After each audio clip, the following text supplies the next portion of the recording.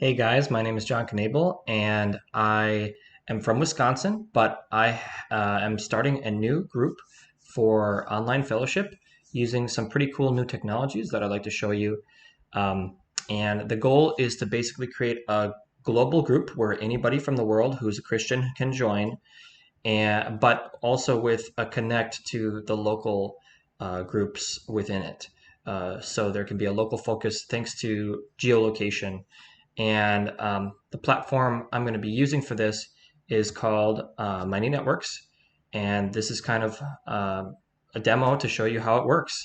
I just want to give you a little bit of a background about me, though. I have a lot of experience organizing communities. In Mexico City, I started a language exchange community that grew to 2,500 members on Meetup. And I would organize daily events with up to 50 people per event. Very, very successful, fun community for for English and Spanish exchange. And when the pandemic started, I converted that community to online with a Discord group that grew to 1,700 members. So I also know a lot about technology. I'm a web developer, an app developer, and I tend to be kind of up on the trends. And I love Discord, but I actually think Mighty Networks is going to be a little bit better for building an online Christian community. So that's what I wanted to show you here, and I'll show you the reasons why. So this is the invite page where you can request to join. I already have an account, so when you sign in, you can just see that it's integrated with all of the social networks. You can log in and you can create an account through Facebook, LinkedIn, or Google, just like right here. I'm already logged in over here, and this is what it looks like. I do want to go into, I'm going to show you some other Mighty Networks communities that are completely unrelated, but using the same software, just to get, because those are a little bit more built out, so you can see some of the potential. But on the left sidebar, you can see it's kind of like Discord, where there's this sidebar of things you can access. And right here we have the topics. And I just created some topics to start: Bible, prayer, ministry or acts of service, testimonies, games, movies, outdoor activities, and networking. And so, of course, within each topic, you can decide whether you want to follow that topic or not. And then when you click into the topic, that's where you can have some conversation based on that thing. So if you have a prayer request, of course, you can post it here. And just taking a look at an example post, this is one from another community, and there's threaded comments underneath. And so you can imagine posting a prayer request right here. Now, when you go to your homepage, all of the topics that you're following will be funneled into the feed that you see here, which is what you see here. This is a feed from another website community. And if you're going to post, you can also post to the topic directly from here as well. So you don't necessarily have to navigate to the topic level. My vision was to have topics based on mostly the spiritual disciplines and also some interests.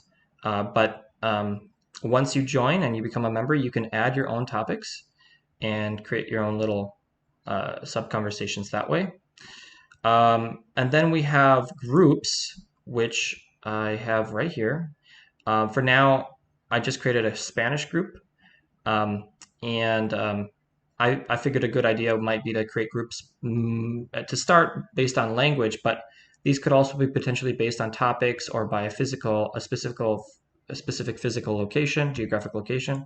But if I drill down into that group, then it actually looks a lot like the other master group, and within which there's topics again here. So I just created the same exact topics, but in Spanish right here.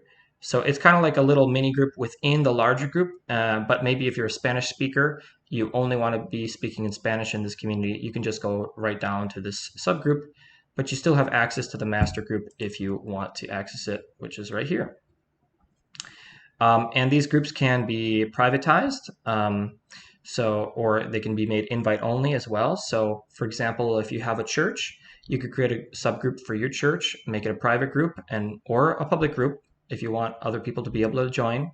and then just put it here, and then people can join or request to join that way. And then we have events, which as of right now, there's nothing.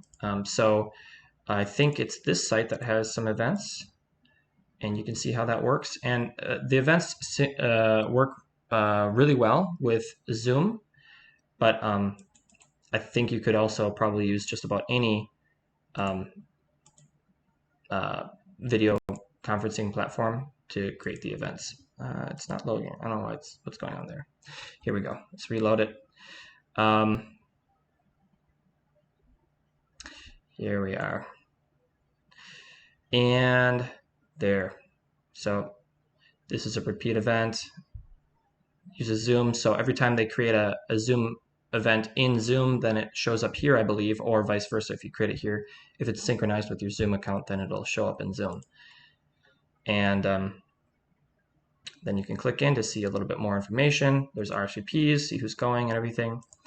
And now this is where I really want to show you another cool feature, which is just really awesome. And I think what is really going to create the opportunity for this group to be amazing, which is the geolocation. So I didn't show you here, but it is collecting my information in the browser and knows where I am, which is near Washington, D.C. So if I click nearby, I can see just the events that are near me. For this particular group, there's none. If I go to the home page, I'll show you here as well. Maybe I'll show you the members first. Let's take a look at the members. Let me close this one down. So in the members, I think it's just taking a little bit long to load because I'm recording in high definition, so and my computer is just not that great. But you can also look at the members. In our community, we have a chat going a little bit all over the place. So here's a little chat where you can message everybody within the community. It's just an ongoing chat.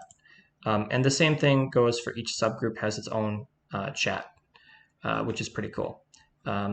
But if you want to drill down and see the specific members in the community, you can do so by going here and looking at the members. And it's really nice because it's synchronized with social media. People tend to show their real faces and their real names, and that's really important for building a community, that people can really see each other. With Discord and with Reddit and other sites like that, it's anonymous. Facebook is nice because you can see each other, but it's still just there's just not enough features for building a community, because Facebook really just wants you to be involved with Facebook. Well, I can look at the people who are online now, and I can look at the people who are near me. So that's pretty cool. And let's say, for example, this guy is near me, so I can click him, I can follow him, I can click him, and I can message him directly. Okay, and I can also see his personal links, see his introduction. I can see his activity, and then if I want to, maybe instead of reaching out to him one-on-one and from nothing, if he doesn't, I can maybe comment on one of his posts instead as a softer way of just introducing myself to him. So that's pretty awesome. Also, from your homepage, you can adjust your feed so you can see specifically the people who are near you. So you can just look at the posts of the people near you. I just love this feature. I think it's going to be awesome for building communities. So here we got one from her, and if I scroll down, you're going to see that same guy again. There he is. So he posted something there. And also, of course, you can see just the events. And you can also, or I could, instead of filtering, I could just do my personal feed, but I can sort by the nearness of that post to me. So that's also pretty awesome. So I think that pretty much wraps up what the community is so far. The idea is that once you've joined the community, you can create your own topics, you can create your own events, and you can create your own subgroups, and of course you can create your own posts. So it'll be a community of trust and of equality that everybody can, you know, um, contribute as equals. There will be some moderators to just make sure there's no spam or abuse, um, but um, but the idea is that everybody's an equal, and and you can also create subgroups for your local churches. So I'm a big believer in a decentralized form of Christianity, and I don't actually go to church on Sunday morning. I would love to join or start a house church, but I'm just not doing that right now.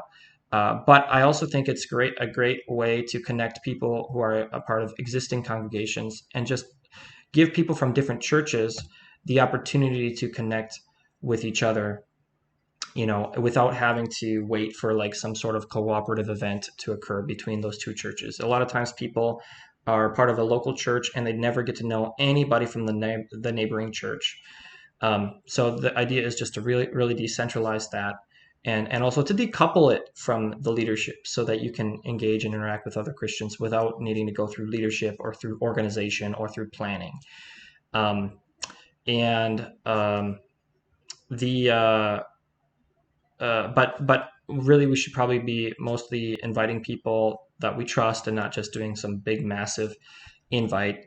But the idea is that we would probably want to especially focus on local hubs. So if you join the group, then hopefully you can invite a bunch of people from your local area and then kind of create a local hub, especially for that city, so that people who are from your city who join this group then can build a sub community within it of people that are nearby them, and they can find and connect with people that are nearby them, whether it be a one-on-one or through a group discussion or through an event. And of course, if you build that local hub, then it will be very easy to do, video call meetings, but also to start meeting in person. So my end goal for this is really just to create a really strong connection between that physical presence in person and the online. But at the same time, if you're out in the middle of nowhere and you don't have a lot of Christians around you, you can sign on and connect with other Christians from all around the world. So that's the idea behind it. Please let me know in the comments what you think, if you have any ideas, and if you want to join, there will be a link below in the description for you to join. So catch you later.